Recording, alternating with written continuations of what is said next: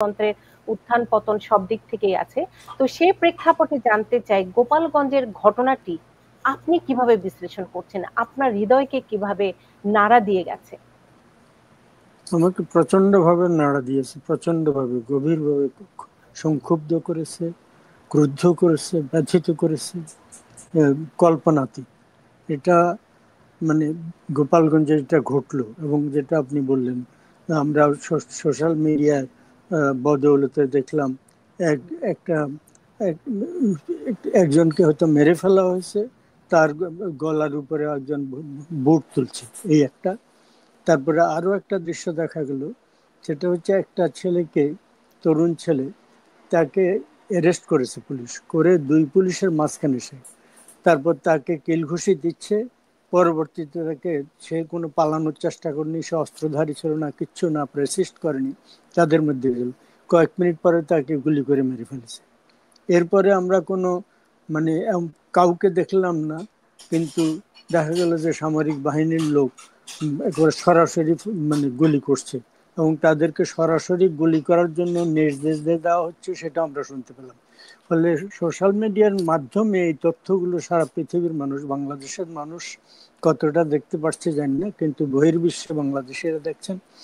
এবং অন্ধ দলবাজ না হলে কেউ এটাতে সংক্ষুব্ধ না হয়ে পারবেন না। একটা কথা হচ্ছে, বাংলাদেশে যারা ক্ষমতা, শেখ হাসিনার পরে ক্ষমতা দখল করেছে, যারা বলছে তারা গণ অভ্যুত্থান করেছে, পরবর্তীতে দেখা গেল এই গণ অভ্যুত্থান পার্শিয়ালি এটা সত্য কথা, কিন্তু তার চাইতে বড় কথা এটা একটা গভীর ষড়যন্ত্র হয়েছে। এর ভিতরে বিদেশিরা একজনকে বসিয়ে দিয়েছে, বিদেশিদের হাত চলে যেতে, আবার দেশের বাংলাদেশের মুক্তিযুদ্ধে যারা শত্রু তারা সবাই মিলে এইটার সাথে ছিল।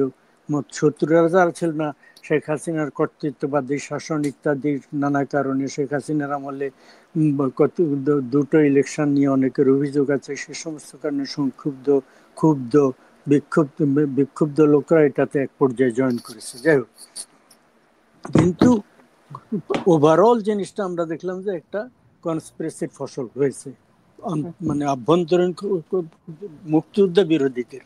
এটা একটা প্লাস, বাংলাদেশের মুক্তিযুদ্ধের বিরুদ্ধে যারা বিদেশিরা অবস্থান নিয়েছিল সেই সমস্ত শক্তি বা সেই শক্তি এটার সাথে প্রত্যক্ষভাবে সংশ্লিষ্ট ছিল, এখন প্রায় স্পষ্ট। এবং তারা একজনকে নমিনেট করেছে এবং সে কাকে, তিনি কাকে কাকে নেবেন সেটাও তারা ঠিক করে দিয়েছে। এটা ঘটনা দৃষ্ট, তার থেকে কি পাবে সেটা একটা অ্যারেঞ্জমেন্ট হয়ে গেছে। সেই পাওয়াটা এখন একাধিক্রমে স্পষ্ট হচ্ছে তাদের সামনে। যাই হোক, আমরা ফরিদপুরে ফিরে যাই, গোপালগঞ্জে ফিরে যাই।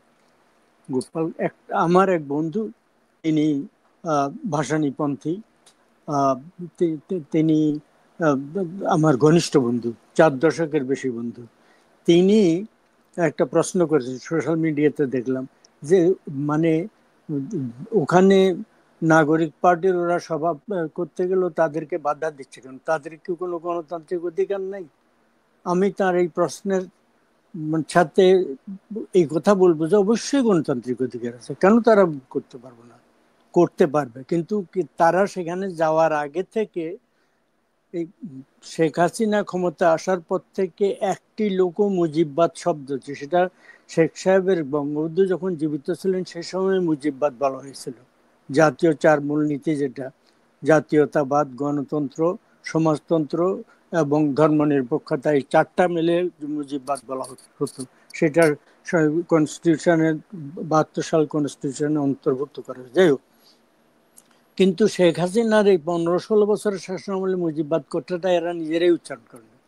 তারা এখান থেকে মুজিববাদ, মুর্দাবাদ ধ্বনি দিচ্ছিল আগে থেকে, এবং তারা আগে থেকে ঘোষণা করেছে তারা বঙ্গবন্ধুর মাজার ওইটা ধ্বংস করে দেবে, ওইটা আক্রমণ করবে, আগে থেকে ঘোষণা। ফলে সেই কারণে কিছু লোক সংক্ষুব্ধ হয়ে তাদের বিরুদ্ধে বিরুদ্ধে ওইদিকে অগ্রসর হয়েছে।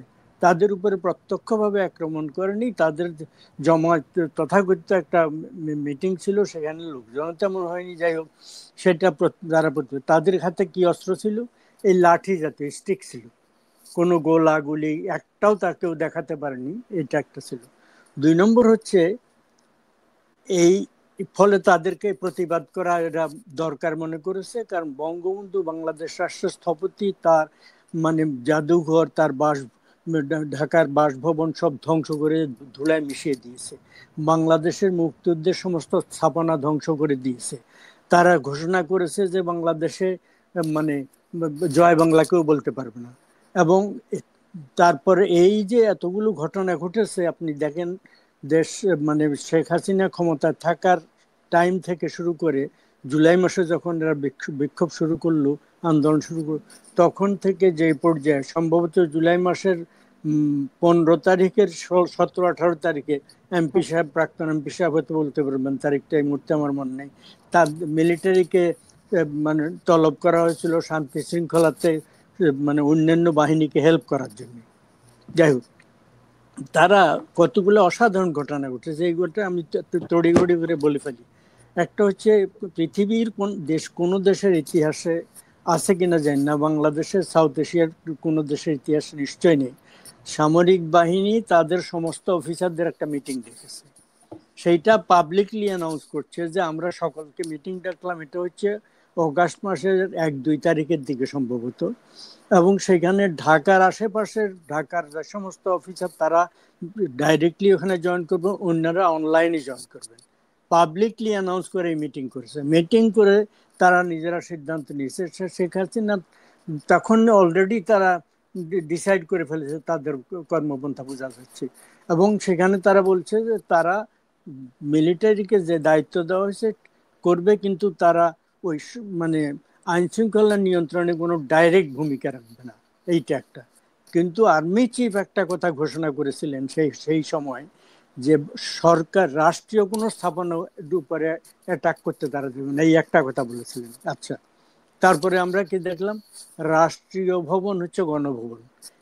আপনার প্রায় 3-4 দশক পর্যন্ত আসাদরা মানে সিরিয়া দখল করে রেখেছিল। আসাদ, হাফিজ আসাদ এবং বাশার আসাদ, দুই পিতা পুত্র মিলে। এবং সেখানে মানে লক্ষাধিক লোক তারা মেরে ফেলছে। কমপক্ষে দেশের অন্তত পক্ষে অর্ধেকের মতো 4-5 মিলিয়ন বা চাইতেও বেশি লোক সেখান থেকে মানে বিদেশে চলে যেতে বাধ্য হয়েছে। এর ভিতরে পৌনে 1 মিলিয়নকে আশ্রয় দিয়েছে জার্মানি একা, 1 মিলিয়নের বেশি টার্কিতে আছে, লেবাননে আছে, দরিদ্র দেশ লেবাননে আছে, জর্ডানে আছে। যাই হোক, সেই দেশে সরকার পতন হয়েছে। এবং সরকার পতনের পরে সেই দেশের মানে প্রেসিডেন্টের প্রাসাদ কেউ ধ্বংস করেনি, এটা রাষ্ট্রীয় স্থাপনা। সোভিয়েত ইউনিয়ন যখন বিপ্লব হয়েছে মানে লেনিনের নেতৃত্বে, যার যার তন্ত্রে তারা পতন ঘটিয়েছে, সরকারি একটি স্থাপনা তারা ধ্বংস করেনি, এটা জাতীয় সম্পদ। গণভবনকে ধ্বংস করতে দিল ডেলিবারেটলি, আর্মি কোনো মানে হস্তক্ষেপ করেনি। তারপরে সংসদেও কিছু আক্রমণ করেছে, কিছু ক্ষয়ক্ষতি করেছে, মানে সম্ভ্রম নষ্ট করেছে, মর্যাদা নষ্ট করেছে রাষ্ট্রীয় জাতীয় সংসদের, সেইটা তারা বাধা দেয়নি। বঙ্গবন্ধুর ভবন যেটা, এবং যে ভবন থেকে তিনি দেশের মুক্তিযুদ্ধ পরিচালনা করেছেন, বছর পর দশকের দশক উনি বাড়িতে থেকেছেন, সেই বাড়িতে আগুন লাগানো হলো, কিছু ক্ষয়ক্ষতি হলো, তারা বাধা দেয়নি। পরবর্তীতে ঘোষণা দিয়ে বুলডোজার নিয়ে সেই বাড়ির ধ্বংস করে ধুলায় মিশিয়ে দেওয়া হলো, তারা কিচ্ছু করেনি। মুজিবনগর বাংলাদেশের মানে যেখানে বাংলাদেশের স্বাধীন বাংলা সরকার শপথ গ্রহণ করেছেন, যেটা স্বাধীন বাংলার অনেক স্থাপনা সেখানে, সেটা ধ্বংস করে দিল, কোনো কিছু করেনি।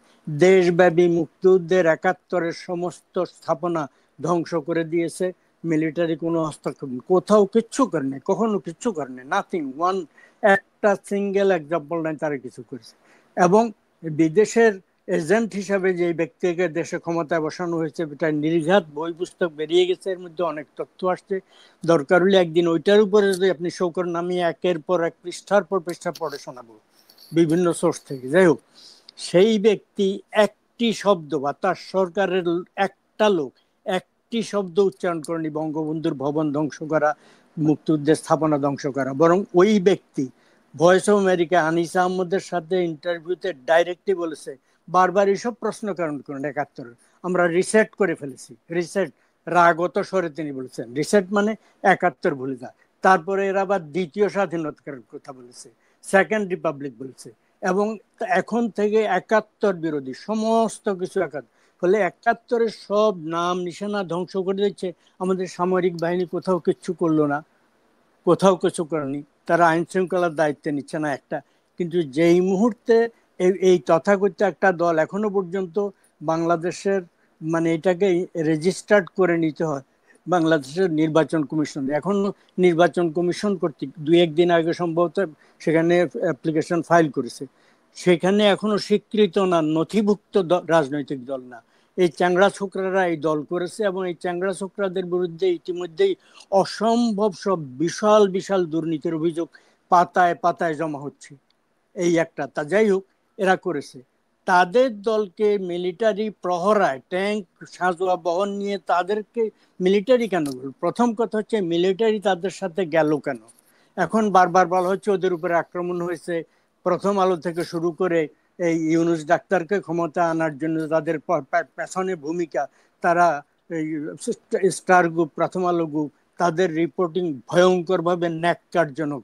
তারা এমনভাবে বলছে যে মানে এই তথ্যগুলো মানে এই যারা আক্রমণ করবে আগে থেকে বিভিন্ন এলাকা থেকে এসে শহরে আশ্রয় নিচ্ছিল অলিগলিতে, এস ইফ এদের লোকজন যে সেখানে দেখেছে। যাই হোক, কোনো হস্তক্ষেপ করেনি। এখন কিছু যে এরা করেনি, আগে থেকে করেনি কি, রীতিমতো সাঁজোয়া বহর দিয়ে রুট চেঞ্জ করে একদিক থেকে যাওয়ার কথা ছিল অন্য দিক দিয়ে গেছে, এবং মিলিটারি সাঁজোয়া বাহিনীতে প্রহরায় এরা গেছে। এরা কেন মিলিটারি কেন গেল সেখানে? প্রথম প্রশ্ন, মিলিটারি কেন গেল? এদের উপরে আক্রমণের পরে ভয়ঙ্কর একটা পরিস্থিতি হয়েছে। রাষ্ট্র তখন তাদেরকে বলছে যে তোমরা ওখানে যাও, এই পরিস্থিতি সামলাও। তখন বিজিবি পারছে, পুলিশ পারছে না, আনসার বাহিনী পারছে না, বিজিবি পারছে না, সেরকম একটা ভয়ঙ্কর অবস্থায় সামরিক বাহিনী গেলে এটা আন্ডারস্ট্যান্ডেবল, প্রণিধানযোগ্য। আমি বুঝতে পারতাম, বাংলাদেশের মানুষ বুঝতে পারতো। কিন্তু প্রথমেই এদেরকে নিয়ে প্রহরা দিয়ে মিলিটারি কেন গেল, এই প্রশ্ন তো তাদের উত্তর দিতে হবে। এক। 2 নম্বর, যারা ওই বুট দিয়েছে, যারা এই হত্যাকাণ্ড করেছে, যারা হত্যাকাণ্ডের নির্দেশ দিয়েছে, আন্তর্জাতিকভাবে already international crime research foundation London ভিত্তিক অলরেডি গতকাল তারা গার্ডিয়ানের রিপোর্ট এবং আল জাজিরা সহ অন্যান্য তারাও রিপোর্ট করছে। তারা অলরেডি জাতিসংঘের সেক্রেটারি জেনারেলের কাছে বলেছে আপনি ইনভেস্টিগেশন ব্যবস্থা করুন। এটা জঘন্য, বাংলাদেশের মিলিটারি এই কাজ করেছে। আমি পুরো বাংলাদেশের মিলিটারিকে এই ঘটনার জন্য দায়ী করছি না, কিন্তু আমি যেটা বললাম, কোনো একটি ঘটনায় তারা রাষ্ট্রীয় স্থাপনা, বঙ্গবন্ধুর ভবন মানে কোনো কিছু রক্ষার চেষ্টা করেনি। মুক্তিযুদ্ধের সমস্ত স্থাপনা ধ্বংস করেছে, কোনো ধ্বংস করেনি। সব কিছুর ব্যাপারে তারা নীরব। হঠাৎ করে এই নব্য চ্যাংড়া ছোকরাদের রাজনৈতিক দলের মিছিল, এবং তাছাড়া তারা আবার আরেকটা ঘোষণা করেছে কয়েকদিন আগে থেকে, আপনি শুনুন, দেশব্যাপী তারা পদযাত্রা করছে। জুলাই পদযাত্রা, আমি এটাতে কিন্তু আসবো। এক সেকেন্ড, কিন্তু এই গোপালগঞ্জেরটাকে তারা পদযাত্রা বলেন, তারা বলেছে মার্চ টু গোপালগঞ্জ। এবং সেটা ওই বঙ্গবন্ধুর মাজার আক্রমণ করবে তার আগে মার্চ টু, মানে আমরা ওখানে অভিযান করব। অভিযান করবে আমি কি এই জন্য? প্রশ্নটি করব, আক্রমণের এই জন্য। প্রশ্নটি করব সৈয়দ মাহমুদুল্লাহ।